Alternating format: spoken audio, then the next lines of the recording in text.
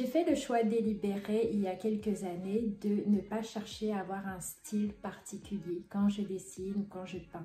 Dans cette vidéo, je vais vous partager pour quelles raisons j'ai décidé de faire ça et ce que ça m'a apporté. Je m'appelle Gisèle alias Gigi Hook, je suis artiste, coach artistique, enseignante certifiée de Zentangle et sur cette chaîne, je vous aide à créer dans la zénitude et le lâcher prise. Donc abonnez-vous et participez à mes cours gratuits, mes cours d'initiation à la méthode Zentangle. Vous avez le lien juste en dessous de cette vidéo. En faisant le choix de ne pas chercher à avoir un style en particulier, ça m'a permis de tester énormément de choses, de créer vraiment avec énormément de liberté, de me donner de la liberté. Quand on commence à dessiner, on peut se mettre des barrières, des limites assez facilement en se disant bon, mais si je vais faire des choses diamétralement opposées, ça va pas être top. Je vais pas réussir à développer mon style, à développer ma façon de créer à moi. Alors qu'au final, en s'autorisant à faire des choses diamétralement opposées, on n'arrête pas de s'enrichir, d'enrichir notre pratique régulièrement. Je vais vous donner quelques exemples. Par exemple, la méthode Zentangle que j'enseigne depuis des années, que je pratique moi-même, je la pratique aussi avec énormément de liberté.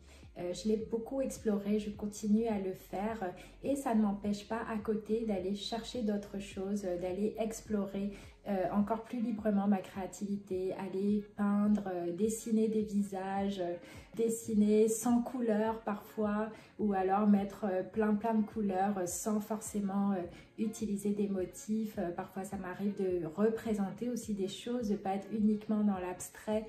Donc le fait de mélanger comme ça m'a permis d'enrichir ma pratique créative et au final de commencer à dégager des styles, des choses qui me ressemblent. Dans tous les cas, on a tous un style, une patte personnelle, quelque chose qui est vraiment à nous. Ça va être notre façon de faire des traits par exemple. On est tous uniques, je le vois avec les personnes qui suivent mes cours de Zentangle où elles suivent toutes le même cours et à chaque fois, il y a des rendus totalement différents. Dans le groupe privé qui est réservé aux personnes qui suivent tous mes cours approfondis, je peux le voir vraiment. Chacune a vraiment son style, une petite chose, quelque chose en plus.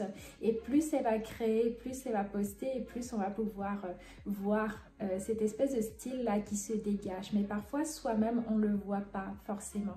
Donc, c'est pour ça que c'est pas forcément intéressant. En tout cas, c'est mon point de vue et c'est ça aussi qui me permet d'avancer dans ma créativité. C'est pas forcément intéressant et utile de chercher tout de suite à avoir un style, à faire quelque chose d'unique, de spécial. On peut simplement avancer à chaque fois, décider d'apprendre, de tester tout ce qui nous attire parce que en se focalisant sur une seule chose, sur une seule manière de faire, on peut se couper plein d'options, plein de possibilités, plein de découvertes. Et pourquoi j'ai fait ce choix de ne pas essayer d'avoir un style en particulier?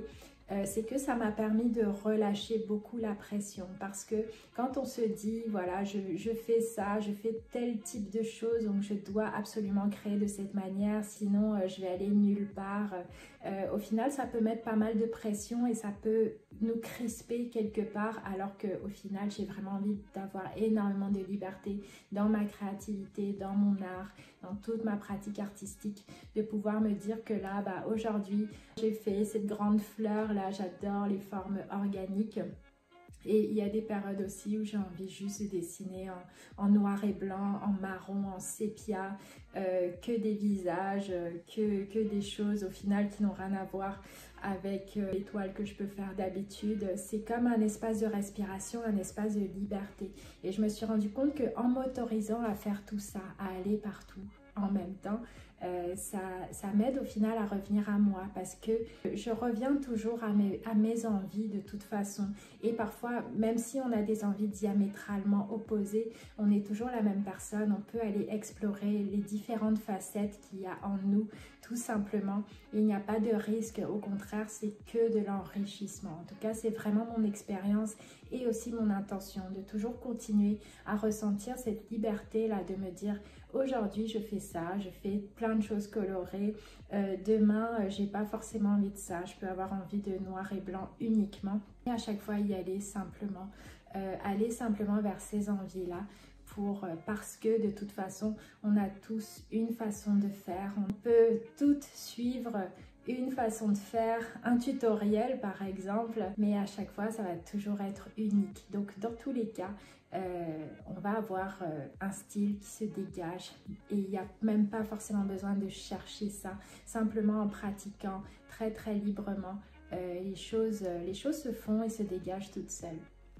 Voilà, c'est vraiment ce message que je voulais partager avec vous dans cette vidéo aujourd'hui. Donc dites-moi dans les commentaires, est-ce que vous avez un style en particulier auquel vous restez vraiment collé à chaque fois en vous disant je ne veux que créer comme ça et c'est vraiment ok aussi. Juste pour savoir comment vous fonctionnez aussi, qu'est-ce qui vous attire? Est-ce que vous avez une recherche spécifique d'un style en particulier? Dites-moi comment ça se passe pour vous dans votre créativité et à bientôt dans une prochaine vidéo.